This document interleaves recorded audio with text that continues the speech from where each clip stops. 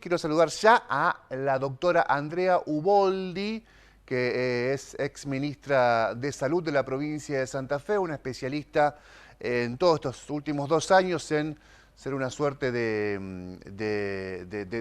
docencia, de vocería respecto a lo que debemos tener en cuenta en materia de cuidados, de prevención y, por supuesto, de los pasos a seguir respecto a la pandemia de COVID. ¿Cómo le va, Andrea? Muy buenas noches, gracias por atendernos. ¿Qué tal? ¿Cómo les va? Muy buenas noches. Muy bien, muy bien, muy bien. Bueno, llegamos al final del 2021, otra situación respecto a un año atrás, pero con una preocupación que sigue estando ahí presente, latente. Hay una curva que empieza a ascender de a poquito, la curva de contagiosidad, la curva de personas que han contraído la enfermedad en las últimas horas. ¿Cómo lo está viendo usted, Andrea, particularmente a esta situación? Bueno, primero coincido con vos que el escenario del 2021 es completamente diferente al 2020 por Ujú. todo lo que significó la pandemia y el desconocimiento, la incertidumbre y el temor. Sí me parece que en estas últimas semanas lo que estamos viendo es un crecimiento de los casos, a expensas sobre todo de una variante que esperábamos y que está generando el peso mayor en este momento en Argentina, que es la Delta, que tiene como característica ser más contagiosa.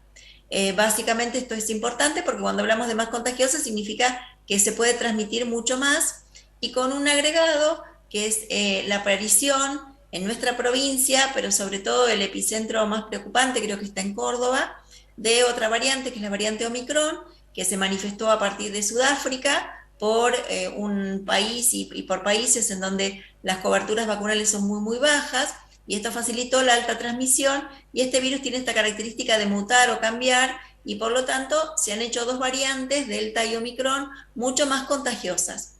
¿Cuál es la buena noticia? La buena noticia es que mucha de nuestra población santafesina está vacunada, sobre todo con 2 dosis, y esto impresiona ser una resistencia y una modulación de la forma de presentación de la enfermedad, es decir, con menos gravedad por ahora, de acuerdo a lo que estamos viendo.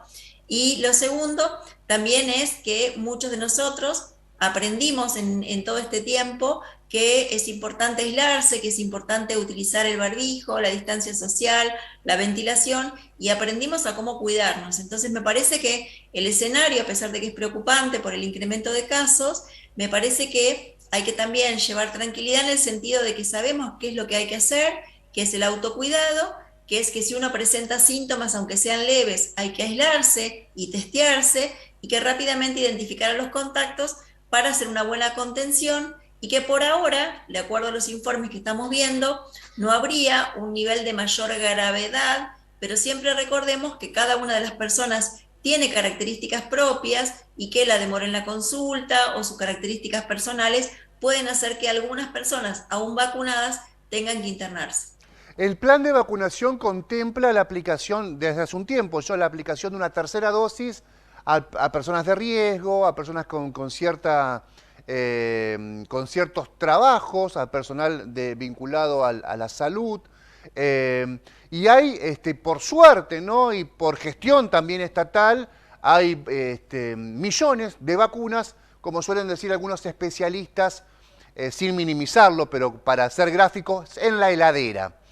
Eh, Andrea, ¿usted cree que en virtud de este presente de la Argentina, que no es para nada el presente de otros países, está claro, pero podría acelerarse en virtud de ese stock en la heladera la aplicación de terceras dosis en el brazo de esa población que no es tan vulnerable?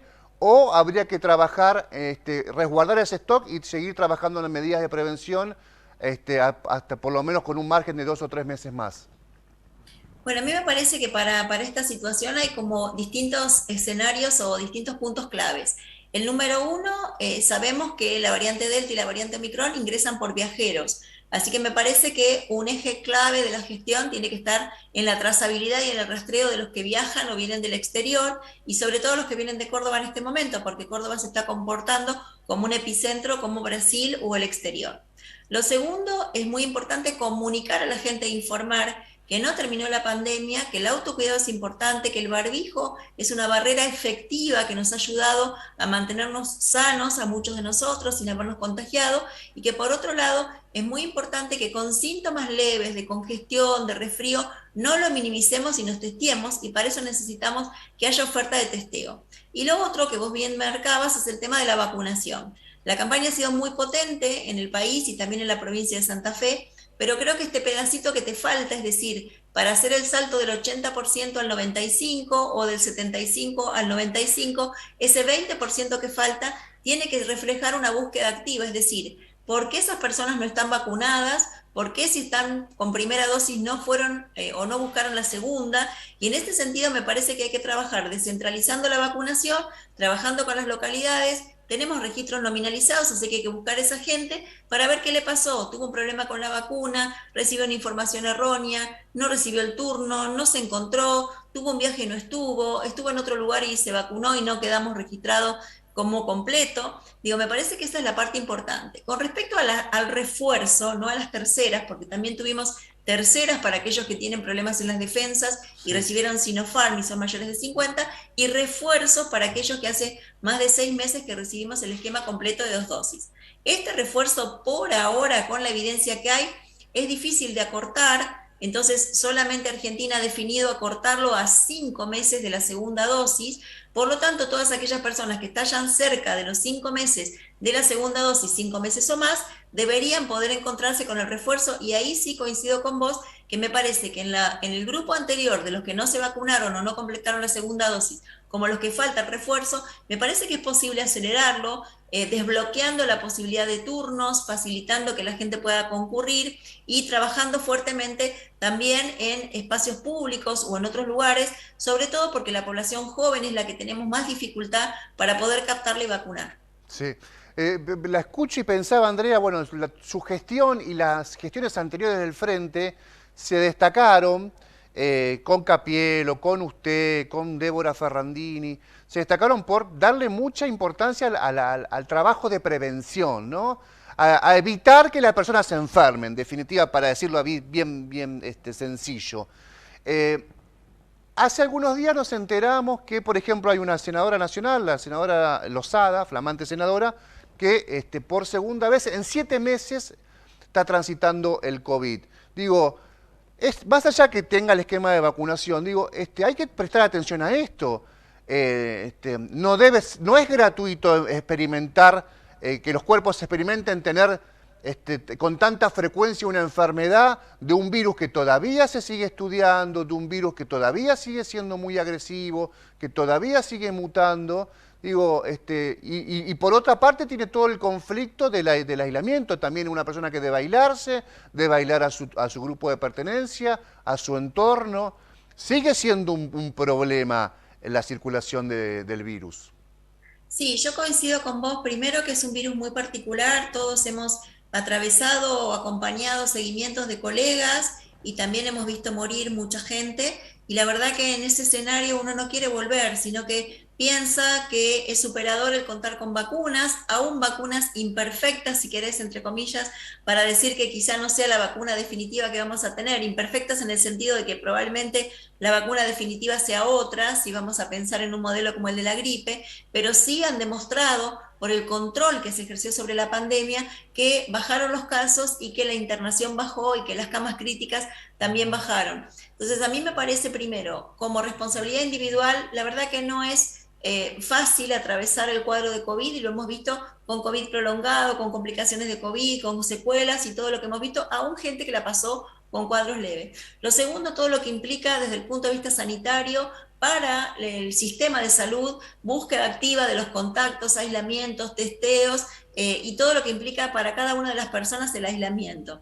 Y lo otro que me parece muy importante y quiero remarcar es el esfuerzo que hace el sistema de salud permanentemente. En este momento pensemos que con la bajada de casos se están tomando patologías y situaciones de salud que quedaron relegadas, digo, cánceres atrasados, pesquisas que debieron trabajarse, enfermedades crónicas que no fueron a control y que mucha gente llega con problemas mayores. Y en este contexto, que nosotros volvamos a tener una transmisión muy alta, que volvamos a tener un relaje de las medidas de autocuidado y volvamos a someter al sistema de salud a un estrés, la verdad que no es para nada gratuito y me parece que es una responsabilidad de todos cuidarnos nosotros, consultar, vacunarnos, porque ahora sí tenemos estrategias. No estamos en el año 2020, en este momento sabemos cómo cuidarnos y también sabemos que las vacunas son efectivas. Quizá tenemos dudas, quizá necesitamos consultar más, quizá tenemos miedo o recibimos información errónea, pero me parece que ahora hay muchos canales por los cuales nos podemos comunicar para poder encontrar la verdad y la información certera que nos haga tomar una decisión informada. Hace algunos días charlaba con un periodista amigo respecto a lo que se llama el pasaporte sanitario, que si Sí. bien la vacunación no es obligatoria en Argentina, y si bien no existe, bueno, justamente esa obligatoriedad, me parece que la discusión y la batalla que hay que dar, sobre todo en los medios de comunicación, es una batalla cultural. La idea de la protección colectiva, la idea de la protección del beneficio común, del interés común, por sobre incluso aquella cuestión técnica jurídica que puede generar algún ruido ahí respecto a los derechos de las personas y a las garantías individuales. Y en base a eso le quiero preguntar a Andrea lo siguiente. Justamente por la vacunación y por la protección que genera el esquema completo y la posibilidad de transitar la enfermedad sin llegar a la gravedad de la que ya hemos visto lamentablemente en el 2020, como describíamos, no se corre el riesgo de, o no debería el Estado ser más intenso en los testeos y en la posibilidad de que aquellas personas que experimentan síntomas y dicen, bueno, esto puede ser un resfrío, ya sé que no me va a voltear a una terapia intensiva y por lo tanto yo sigo mi vida cotidiana. ¿No debería implementarse algún tipo de política en ese sentido de ser más intenso, a salir a buscar o a salir a machacar en la población la idea de ante cualquier síntoma un testeo, un chequeo para evitar males mayores?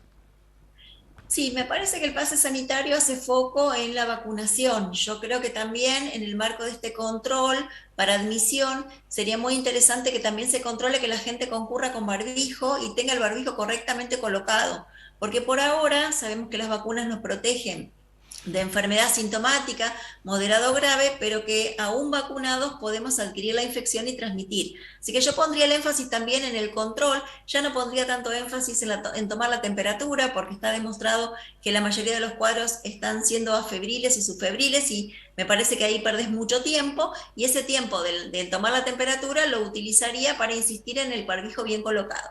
Y lo otro que vos marcás es correcto, la oferta para los testeos tiene que ser importante y en este sentido estamos viendo en este momento la situación de Córdoba, donde uno tiene largas colas, con a veces dificultades en el distanciamiento social y demoras después en la entrega de resultados. Entonces, me parece que en este contexto de dos variantes muy transmisibles como son la Delta y la Omicron, hay que aumentar la oferta para los testeos.